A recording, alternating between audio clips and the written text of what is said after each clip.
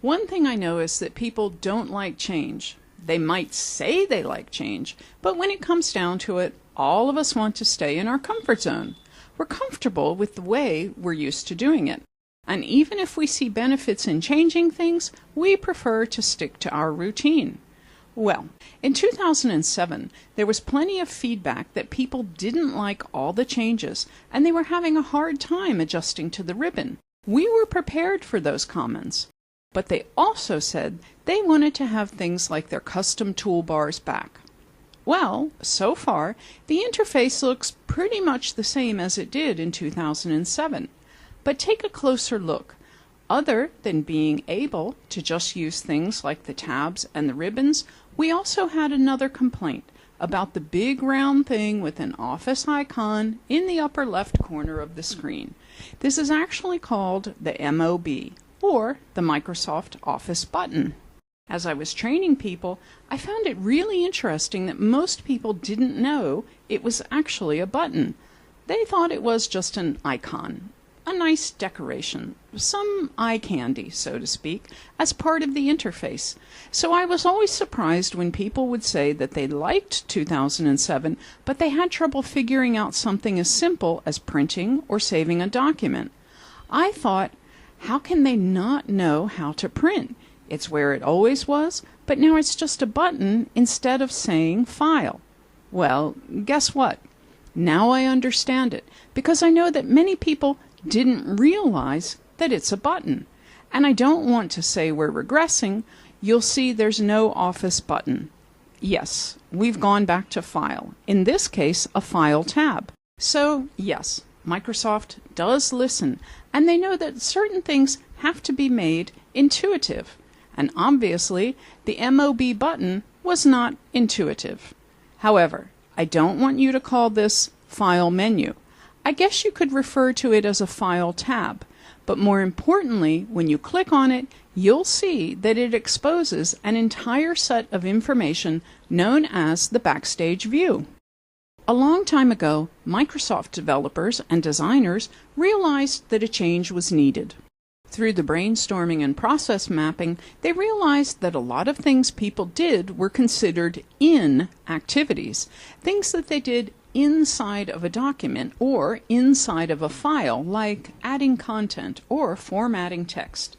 They also realized that most of these in activities were not best represented by text-based dialog boxes and drop-down lists, but instead by visual representation, like galleries, so that you actually see the effects of a choice on the screen before you make the choice. That's what we saw in 2007, and that's the general basis of the fluid interface. However, it didn't take into account the other things, which are sometimes known as out activities. These are much harder to visualize, but we still need easy, intuitive access to them. These are activities like saving, printing, protecting, and sharing a file. So, without going into too much detail, that's why Office now has the File tab and displays the Backstage view. The Backstage view is where we get to see all of these little out activities in one single, easy-to-access place where options aren't hidden behind multiple layers of menus and toolbars. Naturally, we get to see some things we'd expect, such as save and save as, open and close. We're not going to concentrate on those because, of course, we already know them.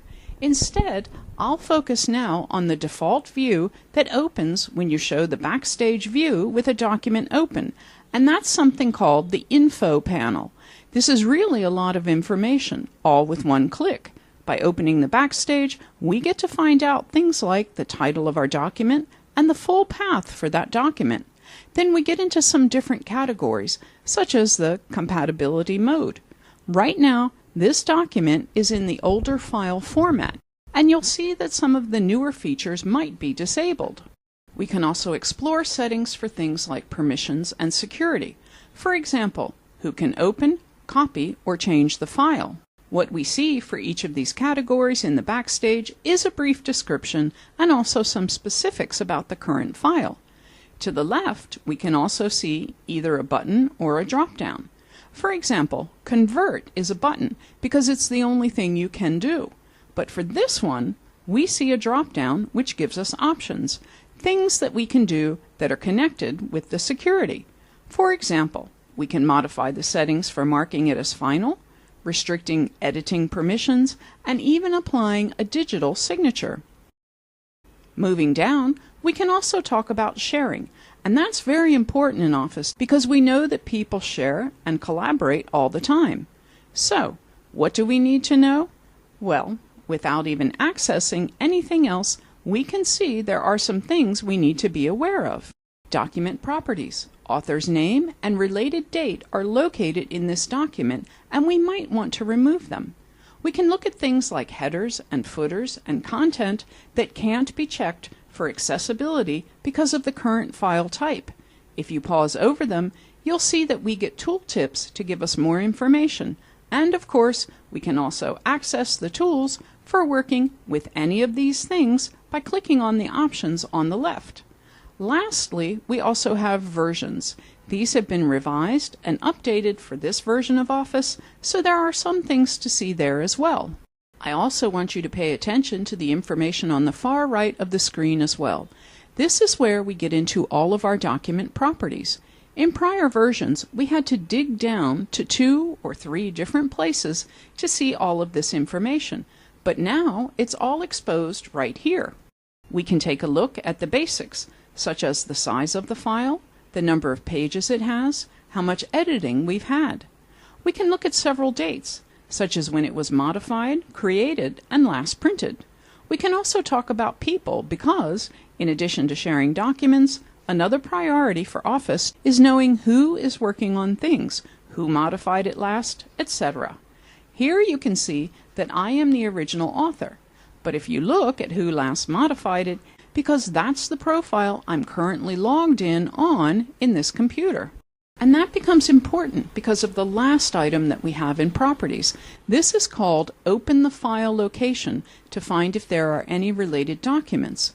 Office assumes that you'll keep related documents in the same folder, so it gives me a link to open that location directly from within the document.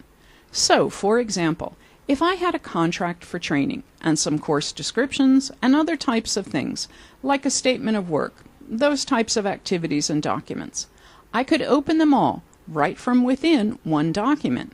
That way we get to see all of that detailed information about a file simply by opening the Backstage view. By the way, if you don't have any files open in Word when you display the Backstage, it defaults to the Recent option, since there's actually no information to show about a file that you don't have open. Now, all of this might seem a little unimportant, and you may be thinking, okay, I get it, but why would I care about this? It really is important, though, for people who use this information within their documents, who work with collaboration, versions, security, all of those different issues, because we now have it all exposed right here. And in this case, exposure is a good thing. It's not so much about having new features, it's about exposing things that have always been there, but most people either didn't know they were there, or they couldn't access them because there were too many clicks to do so. So, this entire view at the Backstage is really phenomenal, and I think you'll love it once you get used to it. Another good example of an improvement like this is the Print command. I'll click that option and show you that they have finally revised the old Print dialog box that basically remained unchanged for years and years. The same options are there. How many copies we want, what printer we want to use, but these are rearranged so that they're easier, more accessible, and more intuitive. For example, the first thing we usually do is change the number of copies, so that's right at the top. The second thing is select the printer, and we can do that very easily as well. In addition, we can get to printer properties by simply clicking on the link. What's even better, though, about this new revision is we have a lot of settings we can get to without having to go through several clicks. So, I can see the opportunity to work with different types of pages. For example, printing all of the pages, printing a selection, printing a current page, or a custom range. I can, of course, still print things like document properties and markup. I'm just going to press Escape, to get out of this without making a choice. Down below that choice, we still have the text box where we can type in ranges or selection. For example, 1, 3-5 would be printing page 1, 3, 4, and 5. You'll notice that they've actually removed the instructions for that because most people know how to do that type of thing within one print job. But if you don't, you can always click over here on the info button or just pause your mouse over it, and the tooltip shows you how to type in the number of pages. We can also work with the document properties. I can choose to print this one-sided or duplex, depending on whether my printer allows that, and I can collate it. But I can also change things like page orientation, portrait or landscape, the size of the paper, and even work with the margins. If I scroll down to the bottom, I see that there is actually a page setup link as well. But this particular print revision exposes to me all the things I usually want to do, not only just for the printer, but also how the printer works and how the page is set up, so that I can carry out print activities by only going to one location. Another huge change is that Print Preview is now included as part of the print panel in the Backstage view. It's no longer a separate window or command. We can see it here on the right side, and we also have controls at the bottom of the screen to move between the pages. With this view enabled, we can use our zoom controls on the bottom right of the screen to zoom the preview, just like we would normally zoom a regular page.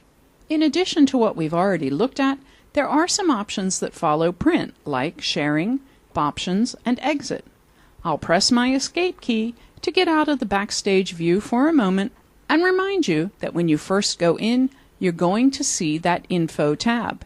If that's not the information you need, you can select any one of these other options to continue with the activities that you want to do, generally categorized as out activities.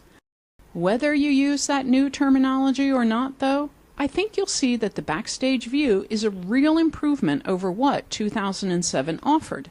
There's a lot of information exposed, and it's information we need and can use simply and more quickly.